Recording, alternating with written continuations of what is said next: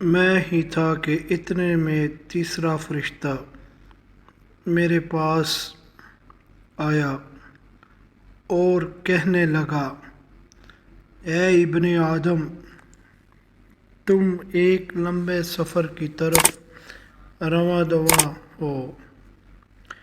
جو تو یہ سفر پہلی بار کر رہا ہے، سفر کے اختتام پر میں ایک تنگ مکان میں دفنایا جائے گا، جس مکان میں تم پہلے بھی نہیں رہے، اور اگر تمہارے اعمال اچھے ہوں گے تو وہ تنگ مکان تمہیں تنگ نہیں لگے گا، اور اگر تیرے اعمال اچھے نہیں ہوں گے تو وہ تنگ مکان مزید تمہیں تنگ لگے گا، کیونکہ سب اپنے اعمال سے ہی اس مکان کو کشادہ اور تنگ کرتے ہیں۔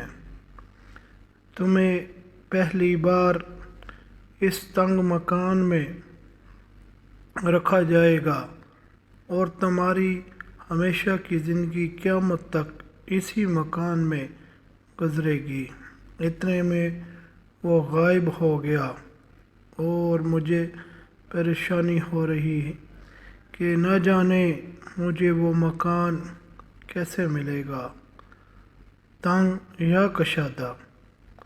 اگر مجھے تنگ مکان ملا تو میں کیسے گزاروں گا قیامت تک اس تنہا مکان میں، اور میرے جنازے پر بھی شریک سبھی لوگ اپنی دنیا داری کی باتوں میں لگے ہوئے تھے۔ کسی کی زبان پر کلمہ شہادت نہیں تھا جس سے مجھے امید ہو کہ مجھے کشادہ مکان ملے گا۔ آخرکار میرا جنازہ قبرستان میں پہنچا، جہاں پہلے سے ہی میرے لیے ایک گڑھے کی طرح قبر کھودی ہوئی تھی،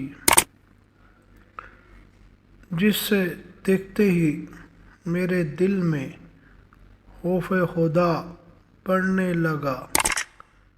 نہ جانے اس تنہا قبر میں مجھ سے کیا ہوگا۔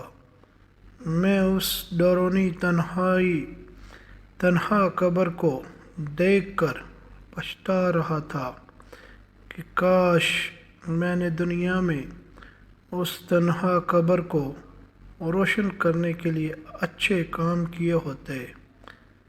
کاش میں اذان سننے سے پہلے ہی مسجد چلا گیا ہوتا۔ کاش میں خود بھوکا رہ کر غریبوں کی مدد کر کے نیکیاں کماتا۔ کاش مجھے یہاں سے ایک موقع مل جائے۔ خدا کی قسم، میں ساری زندگی خدا کی بندگی میں گزاروں گا،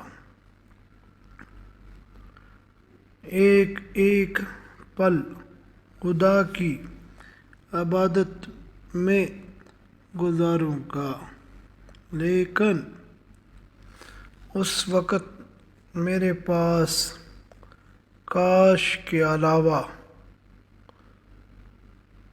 اور کچھ کہنے کو نہیں تھا۔ میری قبر کو تیار کیا گیا، پھر مجھے اس میں اتارنے کے لیے اٹھایا گیا۔ مجھے قبرستان میں قبروں کی ساری روحیں نظر آ رہی تھیں جو مجھے عجیب نظروں سے دیکھنے لگی تھیں۔ اب میں قبر میں اتر چکا تھا اور میرے اوپر مٹی ڈالنے سے پہلے میرے لیے دعائیں مانگی جا رہی تھیں۔ میں خاموشی سے انہیں سن رہا تھا۔ اتنے میں چوتھا فرشتہ میرے پاس آیا اور کہنے لگا، اے ابن آدم، کل تو زمین کے اوپر تھا اور آج تو زمین کے اندر ہے۔ کل جب تو زمین کے اوپر تھا تب تو ہر چیز میں آزاد تھا، چاہے گناہ کرتے یا زمین پر تمہیں آزاد چھوڑا گیا تھا، لیکن اب تو زمین کے اندر ہے اور یہاں تیری کوئی مرضی نہیں چلنے والی۔ یہاں صرف تیرے اعمالوں کو دیکھ کر مرضی چلے گی۔ اگر اچھے ہوں گے تو تم یہاں بھی آزاد اپنی مرضی سے یہاں کی زندگی گزارو گے، اور اگر اچھے اعمال نہیں ہوں گے تو پھر مرضی چلے گی۔ اے ابن آدم، تو زمین پر بڑا اکڑ کر چلتا تھا، تو آج زمین کے اندر خاموش کیوں ہو؟ تمہیں معلوم بھی تھا کہ ایک دن یہاں آنا ہے، تو پھر اکڑ کس بات کی تھی؟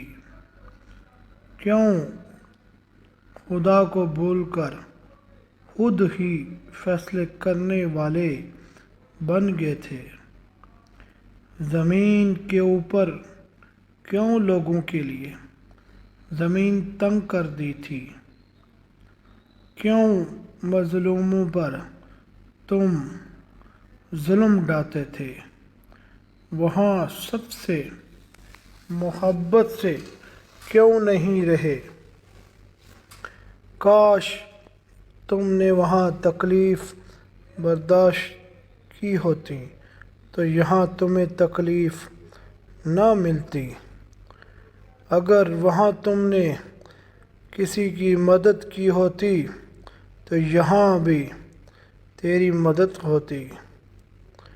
اے ابن آدم، تم نے وہاں رحم کیا ہوتا تو یہاں بھی تم پر رحم ہوتا۔ اے ابن آدم، تم نے معاف کیا ہوتا تو یہاں بھی تمہیں معاف کیا جاتا۔ کیا تم بھول چکے تھے کہ خدا کی مرضی سے یہاں بھی تمہیں آنا ہے؟ اس کے کڑے سوالوں سے مزید میری روح کو خوف ہونے لگا تھا۔ اب میرے اوپر مٹی ڈالی جا رہی تھی، وہ منظر مجھے ڈرا رہے تھے، میں چیخ رہا تھا۔